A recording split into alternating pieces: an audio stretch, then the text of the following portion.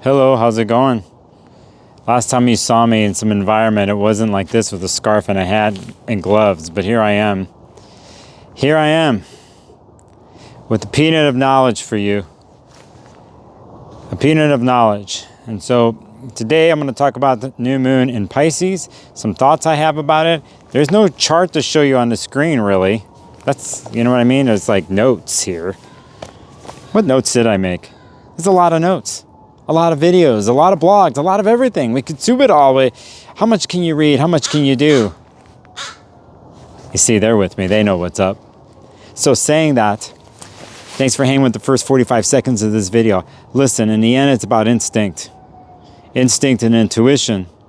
What is needed and what is wanted in the moment. Now, to compare to the overall picture of things, your philosophy in life, where you're walking to, why you do things, why you have things in your life, what's the reasoning behind it all. There's the basis of what you stand on philosophically, the vision you have in life and what you want to do. Then there's the things in the material world we do to try to fulfill that vision. This is the Jupiter thing in the end, in some sense with the vision. But when you have a new moon in Pisces like this, with almost every single planet in our archetypal world and the astrology world involved, that goes for Uranus and Mercury here, because Uranus in Taurus is having a opportunistic sextile relationship with Mercury and Pisces, right? You have Venus and Mars creating a situation with each other, with Mars just starting to try to move forward in Cancer and making a connection to Venus in Aries here. So you have this. You have a Jupiter connection in Gemini to Mars. In the end, it all goes down. If you look at all the hierarchical planets and do dispositorship, it comes down to Mercury here and its messaging. So I say this to you on a new moon is the message you give to yourself. And this message being solidified this week with Saturn and the new moon, we'll go under a review process in the next month and a half. So I think it's very important that you're clear on your intuitive intention in life and what serves you as the bigger vision of things. Now, there's the things we need now. I need to eat now. I need to sleep now. I swear that I'm in love with you. I love you now. Be with me now. Marry me now. Move in with me now. See, those impulsive things that some of us do. And I think it's interesting in this lunation because this will play out in the next month and a half through an eclipse cycle, through a Venus retrograde, through a Mercury retrograde. To get through it all and gain clarity, I would use this new moon to be clear about where you stand in the bigger vision of life and solidify that as best as possible, knowing that you're going to get a chance to rework all of this in the next month and a half to 2 months. And you're going to do it through the other planets. Again, Mars deals with impulse now. And it's in Cancer right now, which deals with the story of protection in the past and family and survival. Keep things going, that kind of survival. Venus in Aries right now, as the new moon's going to happen, the next day it's going to station retrograde. You got a massive 40 days that's going to happen of a retrograde cycle. Aries deals with survival, with the need in the moment to push itself out into the world wherever it is. And Venus is trying to do that in relationships. It will try as it may during a retrograde, but that immediacy won't be there. So there's the now and there's the bigger picture. So this new moon Pisces, think about what I said here. Let it permeate here. If it's before you're watching this before the new moon or a couple days after, you still have this a place to be solid, at least in your train of thought.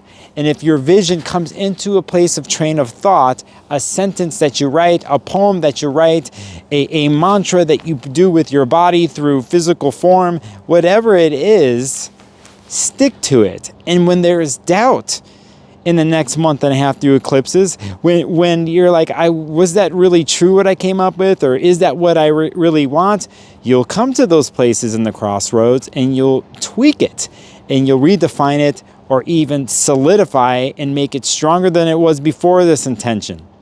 And when you get through a Mercury retrograde that moves from Aries to Pisces and back. Venus is going to do the same thing within all the aspects are going to make, along with eclipses. Something definitely is going out the door for good. But if you know where you stand, whether it's your vision or you're a spiritual person, you know where you stand. When the moments of doubt come up, that's where you go to solidify yourself, or just prove that you already knew where you were going and where you want to go. And I think this is very important, what I just said, where you want to go.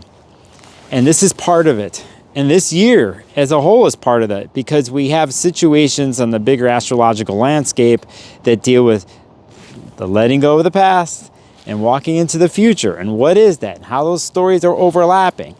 This particular new moon and the retrograde cycle and the eclipse cycle is prepping us for that new world. That new world is about air and fire.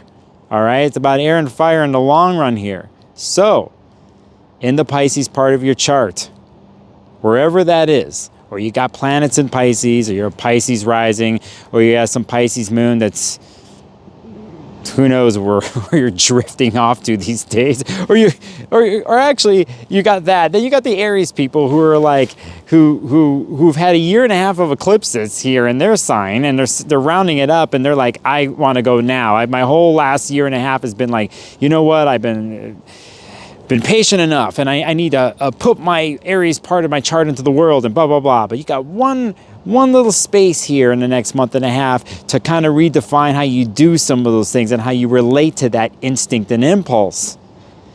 In a sense, a lot of Aries situations, they have to learn a lot from Pisces here next month and a half, and Pisces people and placements will learn the same from Aries. This is a very interesting place in the zodiac. When we end up Pisces birthdays and go into Aries, we have a mutable placement in water that deals with everything and nothing and the mystery of life, everything that encompasses that. And then you have the next sign that just deals with raw impulse and instinct and must get this.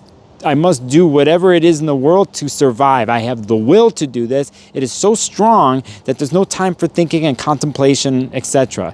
Now, get it now. So these stories overlap, and how you do this in your chart is key, and it's key here with the upcoming transits. Anything else I will say to this?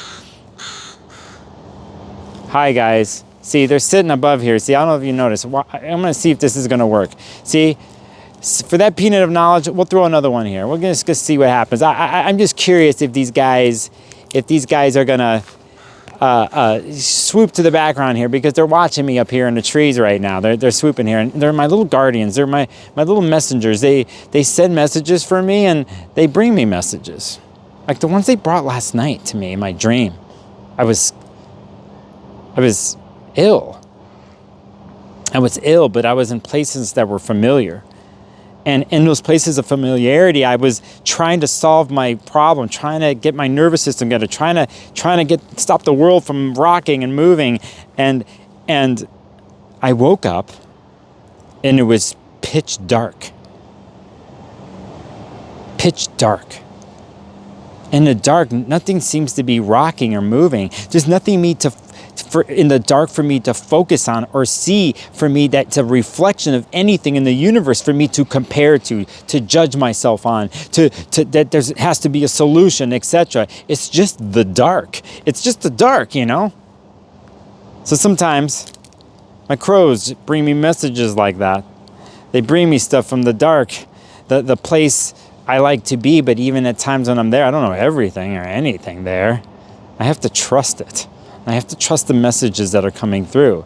And there's one thing about myself that I know is I'm going to follow those things whenever they come up, those messages. In dream time, in the middle of the night, here in the middle of this garden making a video, I'm going to follow it. That's what I know. Regardless of what happens the next month and a half, 2 months, I'm not going to let fear and doom get in the way. And when it comes up, fear and doom, and I see it come at me through the screen or through other people, they're writing blog posts using fear and doom and whatever to scare something, to get you to buy something or try to get me to buy something, I don't have to subscribe to that.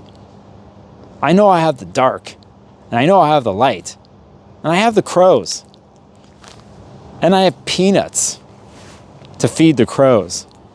So there is an exchange that goes on, right?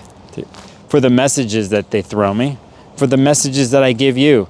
I'm not asking you for money or anything, but I am asking you for one thing, is to stick to your code. Stick to it. If you need to know what your code is, just attempt to go there here in the next few days when you watch this video. Know where you stand. Everything else morphs and moves, and there's certain things that don't. Those things are inherent to who you are and where your heart is, where your mind is eventually, and your instinct will follow. On that note, that's my message for you on this new moon. There's a lot more going on. I'll come up with some videos and stuff. In the meantime, I got to hang with these guys. You know, they're around. You see him? He's around here somewhere. Hi, buddy. What's going on? We're just talking. I see your other friend in the tree over there.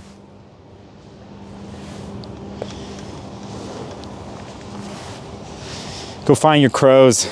Go find the bath. Go find the messages. Go find the mystery, will ya? And when you're there, breathe deep. Let go. And know that you're always in your power place, regardless of the transits or what you see and what you read. Okay? That you have the choice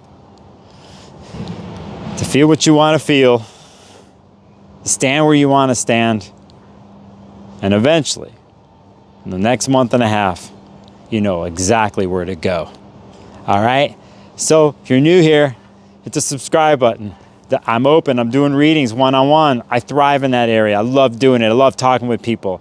See the info down below. Hit the subscribe button. Hit the like button. Give me a comment. Go tell me anything that you feel down in the comments. I do answer them, or at least I read them, okay?